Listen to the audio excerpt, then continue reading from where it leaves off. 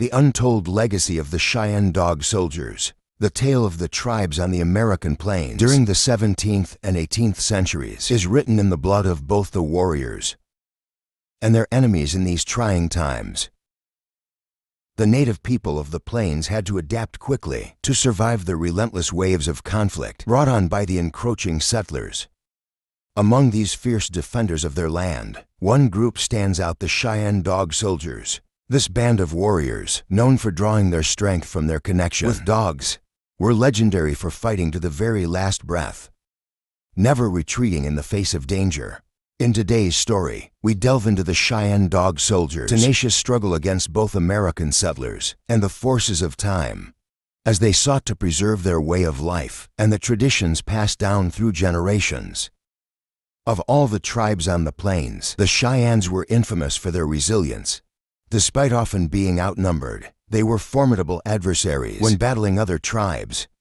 And when it came to defending against European invaders, no tribe was as hard to defeat as the Cheyenne. The Cheyenne, like many of their neighboring tribes, were natural warriors, and they organized themselves into various societies.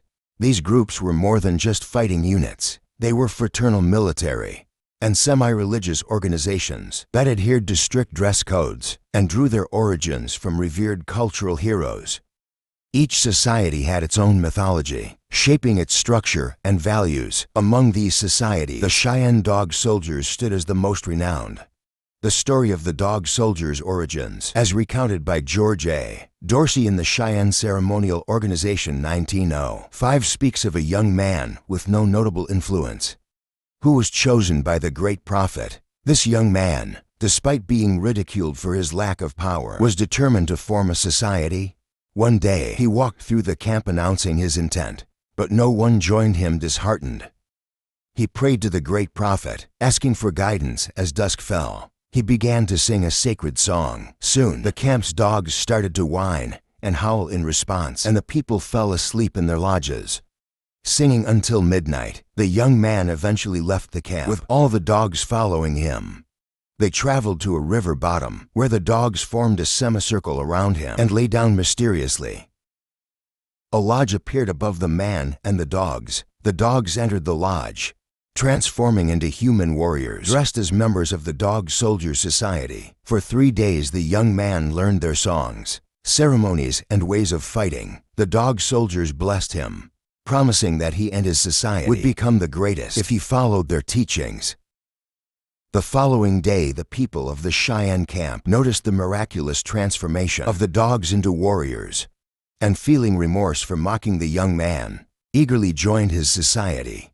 Thus the Dog Soldiers came into being, modeling themselves after the dog spirits and embracing the strength and resilience of these creatures. The Dog Soldiers earned a fearsome reputation for their prowess and bravery, never backing down even in the direst of situations. With this reputation solidified, they played vital roles within the Cheyenne tribe. They were not just warriors, but also ritual dancers, responsible for over 400 songs and ceremonies. In addition to their military role, they maintained order within the tribe, serving as enforcers who ensured the laws and customs were upheld. The Dog Soldiers had special privileges, such as the right to slaughter a fat dog for ceremonial feasts, and they were entrusted with punishing wrongdoers. For minor offenses, they might destroy a man's robe or break his lodge poles, but for more severe crimes, they could whip offenders, beat them, or even kill their ponies. They also ensured fair distribution of resources after hunts, preventing individuals from overhunting. Once the tribe's needs were met, much of what we know about the Dog Soldiers comes from accounts like those found in George Bird Grinnell's The Fighting Cheyennes 1916. These stories reveal a group of warriors deeply committed to their people, their land, and their traditions, with a legacy that still inspires reverence today. By 1840, the Dog Soldiers had gained so much prominence that even the Cheyenne chiefs left it to them to decide whether peace would be established among the Cheyenne, Kiowa, Comanche, and Apache tribes. This was after the skirmish in 1838 between these groups. The Dog Soldiers brokered the peace, and remarkably, it has remained unbroken to this day. In 1852, following a devastating clash with the Pawnee, The families of the fallen warriors brought offerings to the Dog soldiers, urging them to continue the fight. Though the Dog soldiers prepared for battle, they soon realized the enemy was heavily fortified and well-armed, leading to a strategic retreat. True to the teachings of their tribal cultural hero, they believed that mingling with the white men would only bring harm to their people. In 1860, they refused to sign the treaty proposed by the Commissioner of Indian Affairs at Bent's Fort, steadfast in their resolve to avoid life on a reservation. In response to the horrific Sand Creek Massacre, where unarmed and peaceful Native people were brutally slaughtered by Colorado volunteers, the Dog soldiers launched raids along the Platte River. In 1865, they played a crucial role in joining forces with the Southern and Northern Cheyenne and the Lakota Sioux, forming a formidable group of nearly 3,000 men. Together they raided the Platte Bridge, where their strategic moves led to a triumphant victory, thanks in part to their renowned leader, Ramong Nose. Despite repeated attempts to confine the Cheyenne, the Dog soldiers remained resolute, choosing to stay free rather than submit to life on a reservation. During a period of peace, the clumsy efforts of General Winfield Hancock hindered the chance for a treaty between the Dog soldiers and the U.S. government, the general seeking to negotiate only with Ramong Nose, a skilled warrior but not a chief, missed his opportunity, and despite his large force of 1,400 men, Hancock managed to kill only 2 hostile Indians in months of campaigning. In 1874, the Dog soldiers finally surrendered after their defeat by the Buffalo Hunters at Adobe Walls, Texas. The Southern Cheyenne village was captured, and Whitehorse, along with the remaining Dog soldiers, laid down their weapons. This marked the end of the Dog soldiers' military might as it had been known. However, their spirit reemerged when the Northern Cheyenne, displaced to Indian territory, sought to reunite their people on a single reservation. The Northern Cheyenne, originally from Montana, found the harsh conditions in Oklahoma unbearable.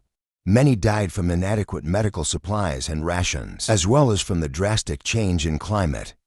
After enduring a year of suffering, they resolved to fight their way back north. Led by Little Wolf, their escape was successful, and they held their ground for about a year, until General Nelson Miles convinced them to surrender. Meanwhile, a group of Dog soldiers, including Tangle Hair, broke away and followed Dull Knife. They were captured and imprisoned at Fort Robinson, where they refused to return south for 8 long days. The officer in charge starved them. On the 8th day, they attempted a desperate escape. A third of them, including Tangle Hair, were killed in the effort. He died standing firm, ensuring that the women and children had time to flee. The Cheyenne Dog soldiers played many vital roles in the structure of their tribe. Their fierce battles and tragic fate are stories we must not forget, as they serve as a reminder of the strength and courage of the Native people who once thrived on this land.